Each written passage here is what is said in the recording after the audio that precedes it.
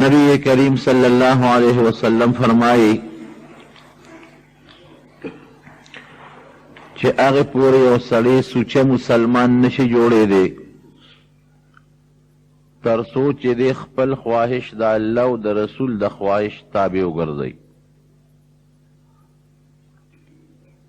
که د خپل خواهش د الله د خوښې لاندې که او د رسول الله مبارک د خوښې لاندې که شریعت چې سوی دی د خپل خواهش د شریعت تابع ګرځي، دا سوچه مسلمان دی. او کدی د شریعت په مقابله کې د الله او د رسول د وینا په مقابله کې خپل خواهش مخکې کوي، خپل خوښه کوي، د الله خوښې ته نه ګوري، خپل خوښه کوي او د نبی علیه السلام خوښې ته نه ګوري، دا سوچه مسلمان نه دی. لا يؤمن احدكم حتى يكون هواه تبعا لما جئت به، چې تخپل خواهش د هغې دین تابع وګرځې کوم چې الله او د الله رسول ښولی دی، اله به سوچه مسلمان یې ګنې سوچه مسلمان بنې. اوس د انسان خواهش خدا وایي چې سړی دې په ګرمه بړستن کې پروتي، او شریعت دا وایي چې نه بړستن پرېږده او الله ته ودرېږه. د انسان خواهش خدا وایي چې دا مال در سره پروتي او خیر ډیر کې او چالم ورنه کې، لیکن الله او رسول وایي چې نه، مال کې صدقه وکړه، خیرات وکړه، د الله حق ورکړه. د انسان خواهش او خوښه خدا وایي چې دې کور په آرام پروتي او دته هېڅ تکلیفونه رسی. د الله او د رسول خواهش وایي نه، که جهاد در باندې فرض او د جهاد در اعلان شو نو بیا دا سرم د الله په لار کې ورکا او دا مالم د الله په لار کې قربان کا. اوس که مونږ خپل خواهش او خپل خوښه د الله او د رسول د خوښې تابع کړه، مونږ به سوچه مسلمانان یو. او که مونږ وایو چې نه، زما خوښه خو دا مال مې خوښ دی او دا خپل نفس مې خوښ دی او دا خپل عزت مې خوښ دی او شریعت سره به راکاږو، نو وروڼو دا به سوچه مسلمان نی. بیا د یو صحابي حضرت خباب رضی الله عنه په یو کافر باندې قرض و، ورغې وی ماله خپل قرض راکه، هغه وله نه ورکوم، وی ګوره ماله دا خپل قرض خامخا راکه، ورته یې بلکل یې دله نه در کوم. کافر ورته وی دا قرض نه در کوم، وی دغه ورته وی دا صحابي ورته وی چې ګوره بخه مې درته نه او مړ به شې، بیا به یې نه غواړم.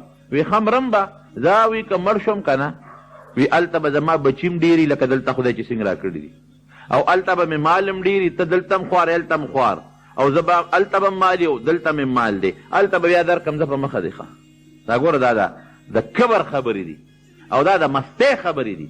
نو دا بعضې خلک وایي هلته په لوی لاور به خبرې کوو او هلته به یې دله بیا ته رانه بیا والې ښه په لوی ټیشن به در کوم. دا دین پورې به سپکه نه وی، د قیامت او د حشر پر ورځ پورې سپکه به نه وی، دا د کفر خبرې دي. نو خبره مې دې پورې کوله چې وی ښځې داسې باغ مې پې وی کوم ځای دې پې واغېسته، وی دا باغ مې ورکه او جنت کې مې پې باغ واغېسته، او دا کور مې د دې باغ پرېښه او جنت کې راله محل راکوي، او ګواه مې څوک دی؟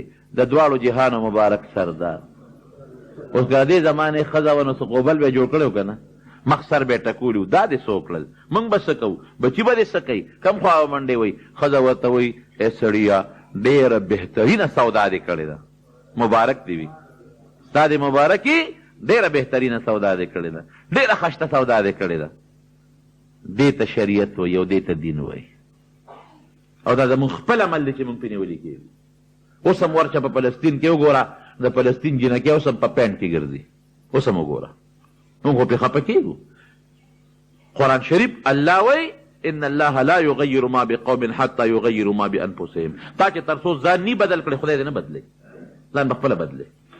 تاسو وګورئ په تصویرونو کې، ما کره خو الحمدلله ټي وي نشته، او نه ټي وي نه خبر یم، خو په دې اخباراتو کې کله کله تصویرونه ګورو نو د فلسطین جنکۍ پیغلې اوس هم پینټ کې ګرځي او بنین کې ګرځي، اوس هم د هغوی په سر لوپټې نشته، اوس هم د هغوی سټونه او مخونه ښکاري، د هغوی هلکان اوس هم د انګریز لباس اغوندي.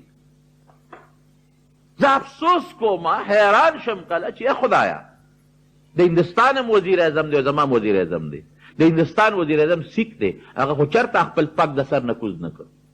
تاسو ګوره په اخباراتو کې که نه د هندوستان منموهن سنګ هغه سیکانه پګ په سری پټکي غوندې شوي پګ غوندې په سری ورشه وګوره پګ یې د سر نه چېرته کوز کړه، چېرې هم کوز نه کړه. هغه خپل پګ باندې نه شرمېږي، هغه په هغه خپل لباس نه شرمېږي، د هغه د سیک چې کوم لباس دی. ورشه تاسو را سیکان وګورئ، دلته په پېښور کې سیکان وګورئ، یو سیک هم چې د ګیرو نه خریله، خپلې ګیرې شته، د مذهب تعبیر د مذهب، خپل ویښتې شته، خپل پګونه یې په سر کړي دي. د سیک دا مذهب دی چې دی به ویښته نه خرئ، د سیک دا مذهب دی چې دی به هغه خپل پګ وایي. نو سیک په هغه خپل دین نه شرمېږي. او زما وزیر اعظم چې انګلینډ ته ځي، بلکې انګلینډ ته خو څه کوي چې د امریکې میلمه راځي نو مخکې نه تپوس کړي چې د به سینګ ته یې چوړي چې زه هغسې ځان له جوړه کړم، د به سینګ دوغاښې پرتوک جوړ کړي چې زه هغه ځان له دوغاښې پرتوک جوړ کړم. موږ په خپل دین شرمېږو، موږ د خپل پیغمبر په جامه شرمېږو، موږ د خپل پیغمبر په شکل شرمېږو، موږ د خپل پیغمبر په کردار شرمېږو، موږ د خپل پیغمبر په اخلاقو شرمېږو. موږ به کوم ځای نه کامیاب شو؟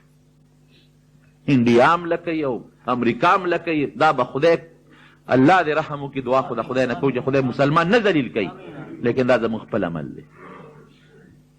تاسو وګورئ د حج دوران کې تاسو وګورئ نو چې کم د ترکو خلک دی او کم د نورو ملکونو خلک دی نو په دغه کې په پتلونونو کې ګرځي.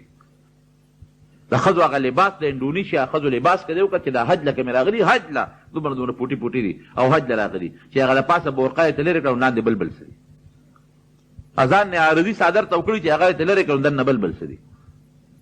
زمونږ لباس د انګریز دی، زمونږ جامه مونږ کې د خدای پاک د مسلمانۍ طاقت پیدا کړي. نو هغه هلک حضرت عمر رضی الله عنه ته هغه شهزاده وایي ما چې وختي دي مسلمانانو ته وکتل، په دې شکلونو ته مې وکتل، نو د ما پړه کې اسلام پرېوته، ما مې مسلمانېږم. خو هغه وخت مې ځکه کلمه نه چې خلک بوي چې د مرګ نه لرې کلمې ووایي، نو چې اوس د مرګ نه بچ شوم او پته راته ولګي چې ته مې نه وجنې، نو اوس به زه کلمه وایم صرف دې دپاره چې الله زما خوشحاله شي، د مرګ د یارې نه چې د ما رب مانه خوشحاله شي. الله که خوشحاله نو په دې به خوشحالېږي چې خپل خواهش به د الله د خواهش تابع کې. زما هم خوښه ده او د الله هم خوښه ده، زه به خپله خوښه پرېږدم د الله خوښه به اخلم. زما هم خوښه او د رسول الله مبارک هم خوښه ده، خپله خوښه به پرېږدم او د رسول الله مبارک خوښه به اخلم. موږ وایو نه هر ځای کې خپله خوښه، که خدای خفه کېږي خفه دې شي که نه، او که نبي علیه السلام خفه کېږي خفه دې شي که نه، او که په شریعت زموږ عمل راضي شي او که نه راضي نه به راضي، دې ته به نه ګورو. نو مونږ به شریعت ته ګورو، مونږ به الله ته ګورو، د الله رسول ته به ګورو، نو خپله خوښه به د هغې تابع کوو. اله به موږ سوچه مسلمانان یو. لا یؤمن احدکم حتی یکون هواه تبعا لما جئت به. تاسو خو د حضرت حنظله رضی الله عنه قصه اورېدلې ده که نه، او په شعرونو او په نادونو راتونو کې اورېدلې ده. هلته د احد جهاد دی او د تازه واده کړی، تازه، او د واده لومبۍ شپې ده، او بیا د واده چې کومه تقاضا ده د خپلې بیبي سره هغه تقاضا یې پوره کړې ده، او دې کې ورته پته ولګېده چې نبي علیه السلام خو د احد میدان کې دی، جهاد دی، هر څه یې پرېښودلو، په یو منډه راغی جهاد لو پکې شهید شو. نبی کریم صلی الله علیه وسلم صحابو نه تپوس وګوره څومره د انسان د خواهش شپی او د انسان په زندګۍ کې د ژوند د مینې شپی هغه هر څه یې قربان کړل چې دی شهید شو. نبي علیه السلام مبارک وي ورشه د کور والا تپوس وکړې دی لږ څه چل دی؟ وی ولې صاحب وی فرشتو غسل ورکړ، ما ولیدلې فرشتې د اسمان نه رالې او د حنظله رضی الله عنه غسل ورکړ. تاسو معلوماتو کې څه چل دی چې د بیبي نه ولا تپوس وکړو د جنابت کې په لوی بېودسۍ کې خو د نبي علیه السلام د جهاد یې واورېدل نو غسل یې ونه کړو، نیغ جنګ لاړ. نو خپل خواهش مونږ مخکې کور دی کې، او مونږ د الله او د رسول خواهش ته نه ګورو، ځکه خو ډغرې خورو. خپل خواهش به د الله او د رسول د خواهش تابع کې، هله به ته کامیابې. خو ډېر ګران کار دی وروڼو، ګوره اسانه خبره نه. خپل خواهش د دین تابع کول، 5 روپۍ د خدای په لار کې ورکول، دې ته څوک غاړه نیږدي، 10 روپۍ ته څوک غاړه نیږدي، سر ورکول او بیا ځمکه ورکول او بیا مدرسې سره امداد کول او بیا جومات سره امداد کول او بیا لار سره امداد کول او بیا غریب گاونډي مسافر سره امداد کول دا خو ډېره لویه خبره ده.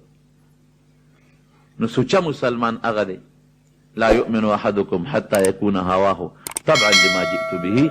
دا د ښکلي پیغمبر مبارکه وینا ده او دروغجنه نه ده، رښتونې خبره ده چې تر څو تا خپل خواهش د الله او د رسول د خواهش تابع نه ګرځولې، خپله خوښه یې د الله او د رسول د خوښې لاندې نه ګرځولې، هغې پورې ته سوچه مسلمان نشي ګرځېدی. الله دې موږ سوچه مسلمانان کړي او خدای پاک دې زموږ خواهش د الله او د رسول د خواهش تابع وګرځولي. خوب تعبیر مور او پلار خپل بچي د ذبح په حالت کې وویني، نو بس دا هم د خدای په نزد د قبولیت نښه ده او د ابراهیم علیه السلام د اسماعیل علیه السلام هغه خبره ده. نو د قبولیت نښه ده، څه خطرناکه خبره نه ده. زمونږ په کور کې یو مریض د دعا وله غواړي، الله دې وله شفا ورکړي. دعا وکړئ ربنا ظلمنا انفسنا فإن لم تغفر لنا وترحمنا لنكونن من الخاسرین. الله زمونږ په زړونو کې د خپل ذات او د خپل حبیب مینه واچي. که څوک بیماران یې پروردګاره ته وله شفا ورکړي، که څوک قرضداران یې د قرضونو نه اخلاص کړي. خدای زمونږ د حلال و فراخ رزق نصیب کړي. خدای زمونږ دنیا د آخرت د ګټې ذریعه وګرځي او دعا وکړئ د فلسطین دغې مسلمانانو ته چې رب العالمین امداد وکړي، خدای په شریعت برابر کړي او خدای ته امداد وکړي. او خدای چې اسرائیل دی او که امریکا دی او که برطانیې څومره کافران دي، خدای ته ورته هدایت د ایمان وکړي او که په قسمت کې نه په خپل قهر یې تباه برباد کړي. خدای زموږ د مجاهدینو امداد وکړي، که فلسطین کې وي او که هر ملک کې وي، که افغانستان کې وي که په کشمیر کې وي. او الہ العالمین خدای زموږ د بې کسه بې څوکه امداد وکړي، خدای زموږ مریضان جوړ کړي او خدای زموږ د مسلمانانو اتفاق او اتحاد راولي. اخر وخت کې په خپل دا کلمه نصیب کړي چې لا اله الا الله محمد رسول الله.